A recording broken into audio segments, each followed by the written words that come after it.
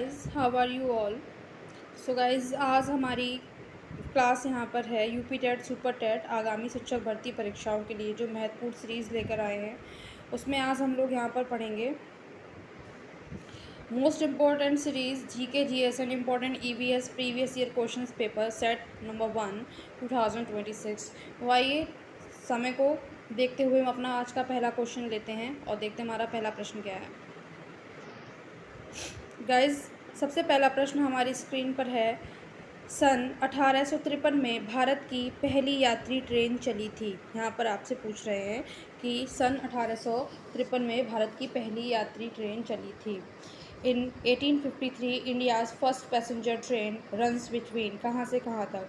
तो पहला ऑप्शन आपको यहाँ पर दे रहे हैं कि क्या मुंबई से ठाणे के बीच, या कोलकाता से अलीपुर के बीच, या कोलकाता से दमदम के बीच, या मुंबई से पुणे के बीच।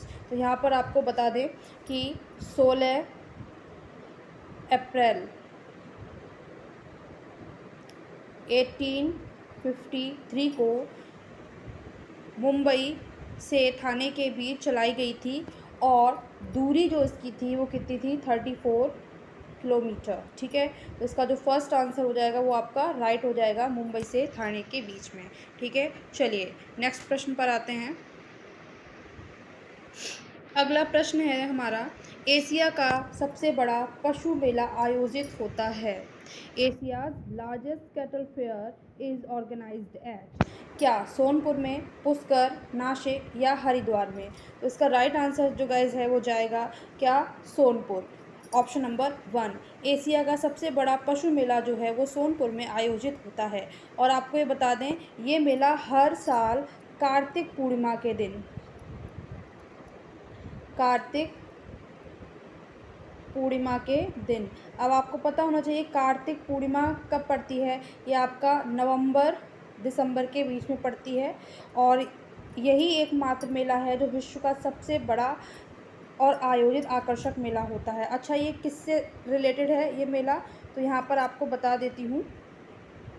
यहाँ पर हाथी बाजार लगता है। कौन सा बाजार लगता है, हाथी बाजार। ठीक है ना।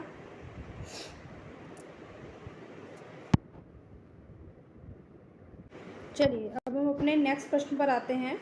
अगला प्रश्न है हमारा कि राष्ट्रीय एकता परिषद की स्थापना हुई थी। यहाँ पर आपसे पूछ रहे हैं national integration councils was stabilise in the year. तो सबसे पहले इसमें आपको ईयर पूछा गया है, तो बेसिक्स इसमें बात बता दें, ऑप्शन नंबर ए जो है वो आपका राइट चला जाएगा। ठीक है, एनआईसी की स्थापना जो है 1961 में हुई थी। ठीक है, और इसमें अनेकता में एकता के सिद्धांत पर केंद्रीय सरकार द्वारा दिल्ली में हुई राष्ट्रीय सभा के लिए गए निर्णय के साथ हुआ था। इसमें अध्यक्ष के रूप में प्रधानमंत्री, केंद्रीय गृह मंत्री, राज्यों के मुख्यमंत्री, राजनीतिक दलों के 7 सदस्य तथा प्रधानमंत्री द्वारा मनोनीत 7 अन्य सदस्य शामिल होते हैं। राष्ट्रीय एकता परिषद सांप्रदायिकता, जातिवाद और क्षेत्रवाद की समस्याओं को दूर करने के तरीकों की तलाश करता है। मतलब यहाँ पर ये इस परिषद की जो स्थापना हुई थी ये किससे रिलेटेड है, तो यहाँ पर ये जातिवाद, राष्ट्रीय एकता परिषद, सांप्रदायिकता, क्षेत्रवाद की समस्याओं को दूर करने के लिए इसकी स्थापना हुई थी। तो ये स्थापना जो है वो 1961 में हुई थी। चलिए नेक्स्ट प्रश्न अपना देखते हैं। अगला क्वेश्चन क्या है हमारा यहाँ पर।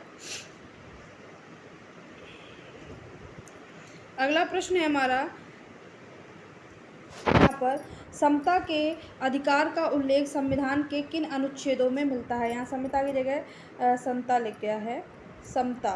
ठीक है, समता के अधिकार का उल्लेख संविधान के किन अनुच्छेदों में मिलता है। In which of the following articles of the constitution the right of the equality और द मेंशंस। तो यहाँ पर कह रहे हैं कि राइट ऑफ इक्वालिटी का जो सिद्धांत है वो अधिकार जो है वो किस अनुच्छेद में मिलता है। यहाँ पर क्या आर्टिकल 14 से 18, या 23-24, या 25-28, या 19 से 22। तो इसका राइट आंसर जो होगा वो 14 से 18 होगा। अब आपको यहाँ पर एक बात पता होनी चाहिए कि संविधान के तीसरे भाग में 6 मौलिक अधिकारों का वर्णन किया गया है। ये अधिकार आपके कौन कौन से हैं, जिसमें आपका आता है समता का अधिकार, ठीक है। समता का अधिकार जो कि 14 से 18 के बीच में आता है, ठीक है, 14 से 18 के बीच में आता है। स्वतंत्रता का अधिकार, स्वतंत्रता का अधिकार आपका जो है वो आर्टिकल 19 से 22 के बीच में आता है। शोषण के विरुद्ध अधिकार ये आपका आता है आर्टिकल 23 से 24 के बीच में। धार्मिक स्वतंत्रता का अधिकार ये 25 से 28 के बीच में आता है। सांस्कृतिक व शिक्षा का अधिकार अनुच्छेद 29 से 30, ठीक है। संवैधानिक उपचारों का अधिकार अनुच्छेद 32, आर्टिकल 32। चलिए अगला प्रश्न देखते हैं, ठीक है। अगला क्वेश्चन हमारा है, किस देश में लचीला संविधान लागू है? Which country has a flexible constitution? तो बहुत ही अच्छा इसका आंसर आपको यहाँ पर मिलेगा।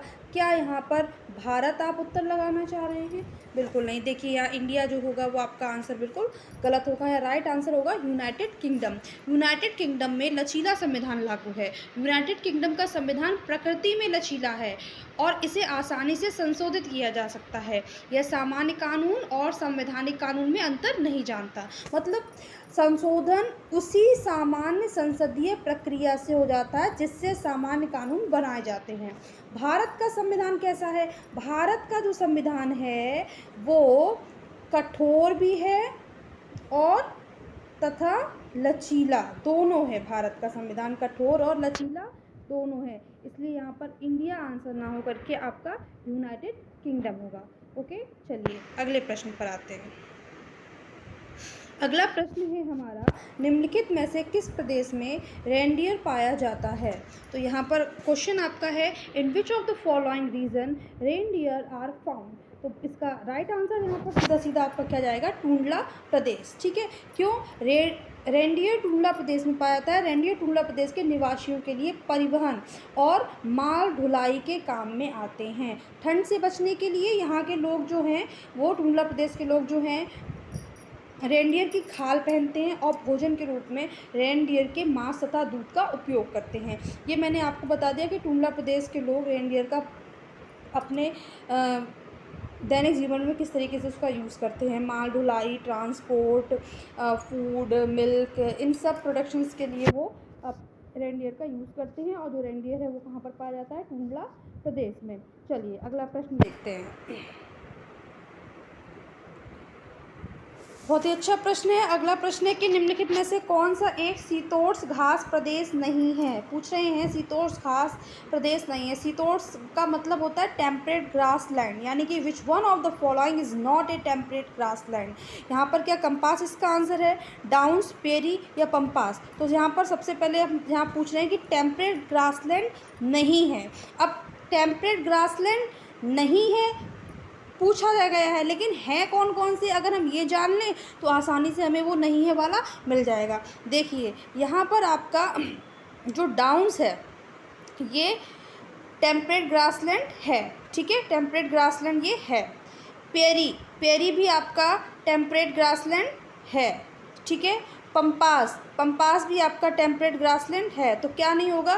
कंपास जो है वो आपका टेम्परेट ग्रासलैंड नहीं होगा। ये क्या है? ये उष्णकटिबंधीय घास स्थल होते हैं, ठीक है। और ये कहाँ पर आपका मिलेगा? कंपास जो है वो ब्राज़ील में आपको देखने को ये ग्रासलैंड आपको मिलेगा। ब्राज़ील में ये ग्रासलैंड है। कंपास कहाँ पर है?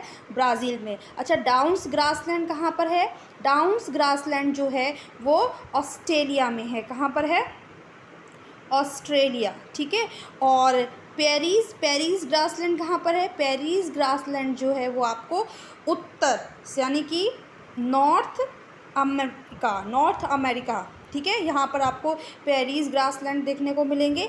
और पंपास ग्रासलैंड कहाँ पर है? पंपास ग्रासलैंड गाइस ये आपको अर्जेंटीना, ठीक है, अर्जेंटीना में देखने को मिल जाएंगे। और यहाँ पर हमसे पूछा है कि नहीं है क्या? टेम्परेट ग्रासलैंड, तो वो कंपास नहीं है टेम्परेट ग्रासलैंड, क्योंकि ये उष्णकटिबंधीय घास स्थल है जो कि ब्राज़ील में पाया जाता है, ठीक है। क्लियर? चलिए अगले प्रश्न पर आते हैं।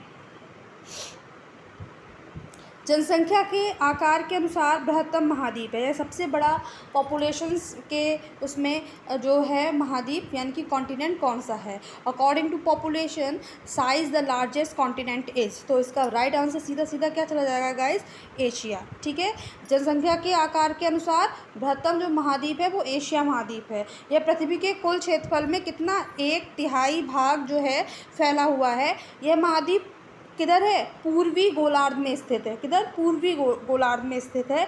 एशिया के पश्चिम में यूराल पर्वत है जो इसे यूरोप से अलग करता है। ठीक है, कौन सा, यूराल पर्वत जो है वो एशिया के पश्चिम में है, जिसको ये यूरोप से अलग करता है। कौन सा पर्वत, यूराल पर्वत एशिया को यूरोप से अलग करता है। यूरोप एवं एशिया के संयुक्त भूभाग को क्या कहते हैं, मिला करके यूरेशिया। क्या कहते हैं, यूरेशिया।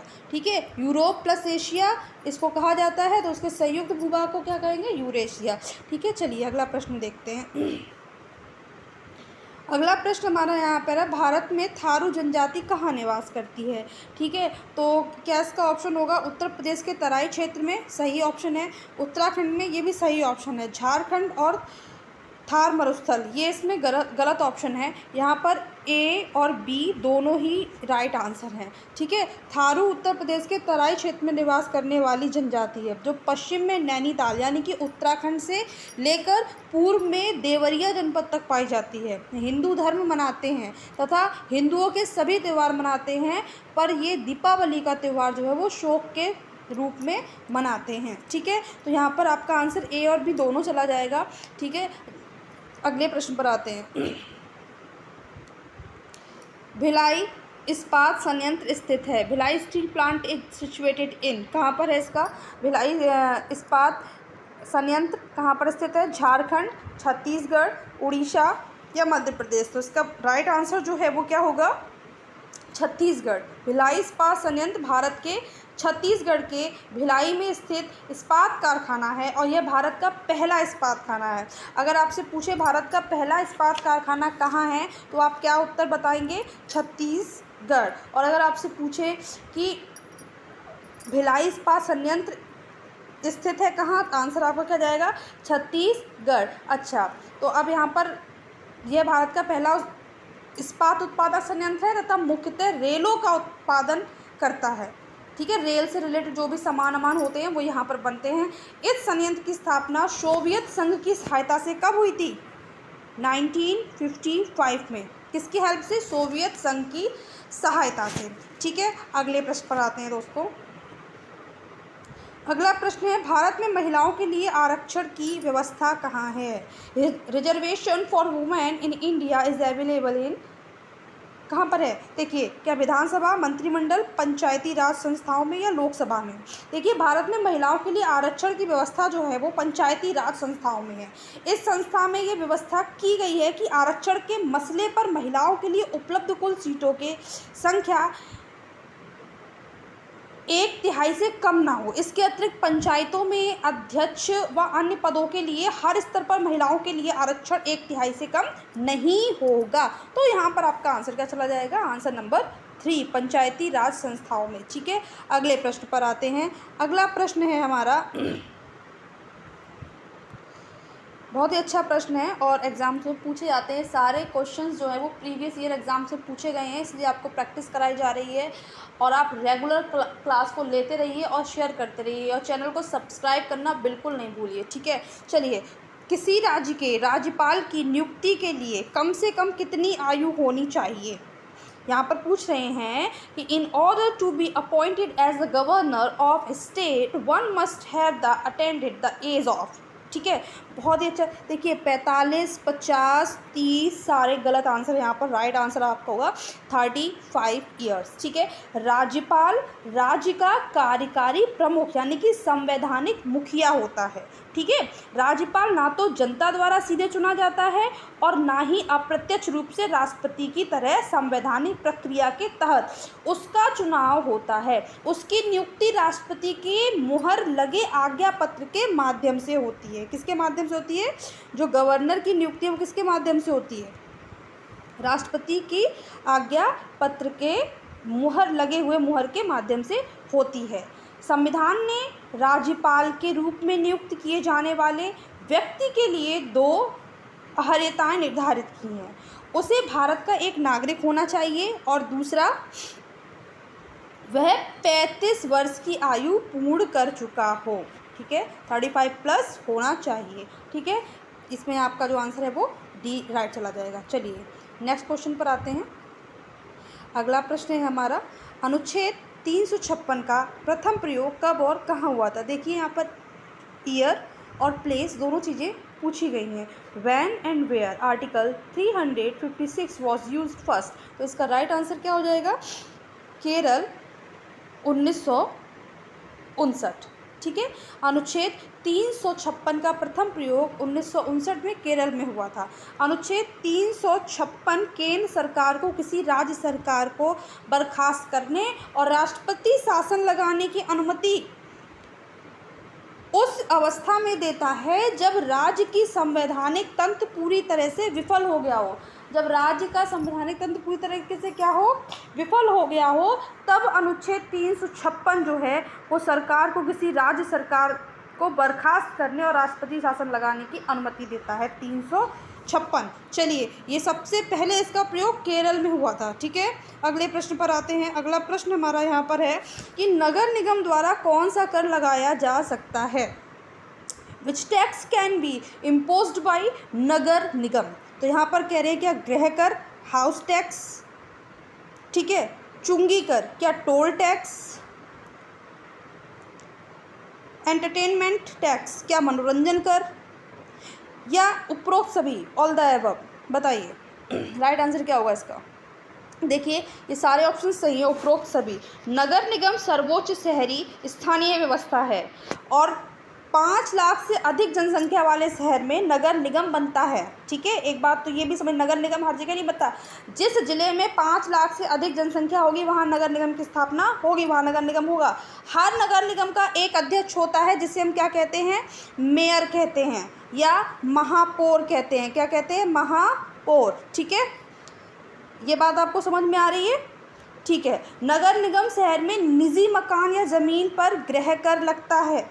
नगर निगम चुंगी कर भी लगा सकती है। इन करों के अलावा किसी भी मनोरंजन पर टैक्स या कर ले सकती है, जैसे फिल्म प्रदर्शनी, ठीक है, सर्कस, नौटंकी आदि पर। ठीक है, तो यहाँ पर ये उपरोक्त सभी आपका ऑल द एबव आंसर जो है वो राइट होगा। चलिए अगले प्रश्न पर आते हैं। ठीक है, अगला प्रश्न है हमारा, संसार का सर्वाधिक समस्याकारी जलीय खरपतवार जिसे बंगाल का आतंक भी कहते हैं वह है। यहाँ पर आपसे पूछा जा रहा है, the world's most problematic aquatic weed also known as the terrors of the Bengal is. ठीक है, क्या यहाँ पर पार्थेनियम हिस्ट्रीओफोरस है यानी कि कांग्रेस घास, नहीं। एखोर्निया, क्रॉसिपस, जलकुंभी, मेवी। दूब घास, लेंथाना कैमरा। दूब घास का जो साइंटिफिक नेम है वो होता है सिनोडोन डेक्टाइलोन। ठीक है, क्या होता है, सिनोडोन डेक्टाइलोन। ठीक है, चलिए तो यहाँ पर जो आपका आंसर सही होगा वो क्या होगा, जलकुंभी होगा। जलकुंभी पानी में तैरने वाला एक समस्याकारी तेजी से फैलने वाला जलीय खरपतवार है। यह पौधा रुके हुए जल में सर्वाधिक वृद्धि करता है, बहुत जल्दी जल्दी ग्रोथ करता है। जो जल से ऑक्सीजन को क्या करता है, ऑक्सीजन को एब्जॉर्ब कर लेता है, ऑक्सीजन को खींच लेता है, जिससे जल के अंदर जो मछलियाँ वगैरह जो भी एक्वेटिक एनिमल्स होते हैं वो मर जाते हैं। जलकुंभी सबसे पहले भारत में बंगाल में अपने खूबसूरत फूलों और पत्तियों के कारण लाया गया था। ठीक है, और भारत में से बंगाल का आतंक कहा जाता है। जलकुंभी लाया गया था सबसे पहले कहाँ पर, बंगाल में। कहाँ पर, बंगाल में। क्यों, क्योंकि इसकी खूबसूरत पत्तियाँ, खूबसूरत फूल होते थे तो लोग डेकोरेशन के लिए लाए। ठीक है, और लाने के बाद क्या हुआ,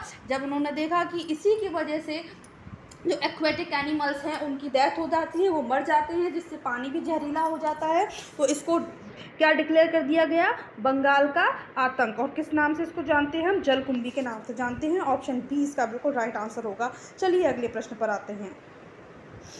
अगला प्रश्न है हमारा, वायरस के अजैविक होने का लक्षण है। ठीक है, the abiotic property of virus is, तो इसका राइट आंसर क्या होगा, इसको क्रिस्टल के रूप में परिवर्तित किया जा सकता है। विषाणु को जैविक और अजैविक यानी कि लिविंग और नॉन लिविंग के बीच की जो है संयोजक कड़ी मानते हैं। अब जो वायरस है उसके अजैविक लक्षण कैसे, विषाणुओं को बड़े बड़े क्रिस्टलों के रूप में परिवर्तित करके निर्जीव पदार्थों की भांति बोतलों में बंद करके रखा जा सकता है, फिर भी क्रिस्टल प्रभावी अर्थात संक्रामक बने रहते हैं। अगर इसको नॉन लिविंग फॉर्म में बड़े बड़े क्रिस्टल के फॉर्म में बोतल में बंद करके भी रखेंगे तब भी ये क्या हो सकता है, ये इफेक्टिव हो सकता है। कब, जब ये दूसरे किसी लिविंग सेल्स के अंदर इंजेक्ट हो जाता है। ठीक है, अगला यहाँ पर कह रहे हैं, प्रश्न देखते हैं क्या होगा आपका। देखिए इसका आंसर जो है वो सी चला जाएगा। नेक्स्ट प्रश्न देखते हैं, बहुत ही अच्छा प्रश्न है और आसान प्रश्न है और आपके एग्ज़ाम से पूछा भी जाता है कि कह रहे हैं कि पादप हार्मोन जो फलों को पकाने में सहायक होता है, plant hormone that help in the ripening of fruits is. तो इसका राइट आंसर आप सभी को पता होगा, एथिलीन होता है। ठीक है, क्या होता है, इथाइलिन। ठीक है, इथाइलिन हार्मोन जो है वो पादप हार्मोन होता है जो कि फलों को पकाने के लिए एसेंशियल है। नेक्स्ट प्रश्न पर आते हैं। अगला प्रश्न हमारा यहाँ पर है, स्वतंत्र रूप से भूमि में रहने वाला अवायवीय जीवाणु जिसमें नाइट्रोजन स्थिरीकरण की क्षमता होती है, free living, anaerobic, nitrogen fixation bacteria found in soil, कौन सा है वो, क्या राइजोबियम है, नहीं, clostridium, yes, option number second ही आपका सही चला जाएगा। ठीक है, प्रश्न के अकॉर्डिंग ऑप्शन नंबर जो सेकंड है वो आपका सही चला जाएगा। क्लोस्ट्रीडियम एक ग्राम पॉजिटिव रॉड की आकार का बैक्टीरिया होता है। ये स्वतंत्र रूप से भूमि में रहने वाला अवायवीय जीवाणु है, जिसमें नाइट्रोजन जो है N2 जो है वो नाइट्रोजन फिक्सेशन की क्षमता होती है। किसमें, क्लोस्ट्रीडियम में नाइट्रोजन फिक्सेशन की क्षमता होती है। ये जीवाणु वायुमंडलीय नाइट्रोजन को नाइट्रोजनी यौगिक जैसे किसमें चेंज कर देता है, नाइट्रेट, किसमें, नाइट्रेट में बदल देते हैं, जिससे नाइट्रेट पौधे आसानी से ग्रहण कर लेते हैं। नाइट्रोजन डायरेक्ट नहीं लेते हैं प्लांट जो है वो नाइट्रेट गैस को आसानी से ग्रहण कर लेते हैं। जबकि राइजोबियम कैसा है, सिम्बायोटिक समझते हैं, सहजीवी के रूप में। लेग्यूमिनेसी कुल के पौधे, लेग्यूमिनेसी कुल पर जानते हैं, जिसमें मटर दलहनी पौधे जो भी होते हैं, जड़ जिनके पौधों में जड़ों में गांठें होती हैं, रूट नोट्स होते हैं, में पाए जाते हैं। इन जीवाणुओं में भी वायुमंडल की स्वतंत्र नाइट्रोजन को नाइट्रोजन यौगिक में बदलने की सामर्थ्य होती है। ठीक है ना, चलिए अगले प्रश्न पर आते हैं। अगला प्रश्न हमारा है, किस प्रकार का डीएनए कोशिका में सामान्य रूप से पाया जाता है।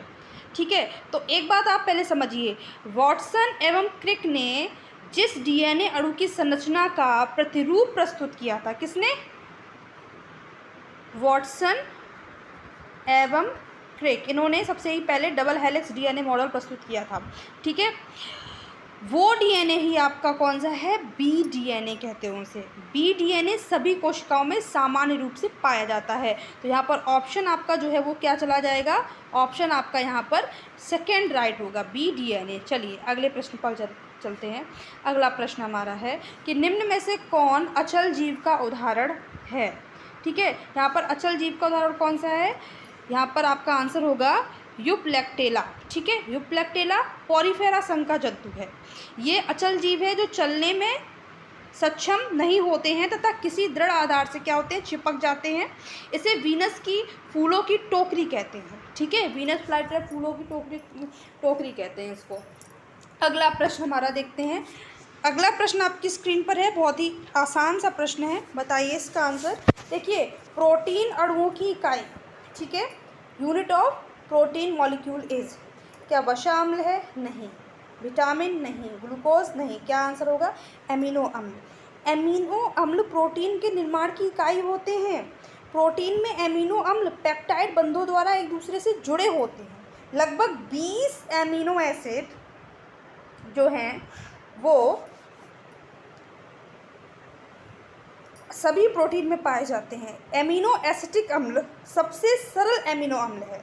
इस अम्ल को ग्लाइसिन भी कहते हैं। जो सबसे सरल एसिटिक अम्ल जो है वो सबसे सरल एसिटिक अम्ल कौन सा है, एमिनो अम्ल कौन सा है, एसिटिक अम्ल। ठीक है, इसको क्या कहते हैं, ग्लाइसिन भी कहते हैं। ठीक है, चलिए अगले प्रश्न पर आते हैं। और अगला प्रश्न हमारा क्या है? अगला प्रश्न है कि निम्न में से कौन सा अंग पादप कोशिका में अनुपस्थित होता है? In which organelle is absent in plant cell. लवक, लवक तो प्लांट सेल में होता है। रिक्तिका, रिक्तिका भी होती है। सेलुलोज कोशिका भित्ति, ये भी होती है। ठीक है, तो क्या नहीं होता है बेटा?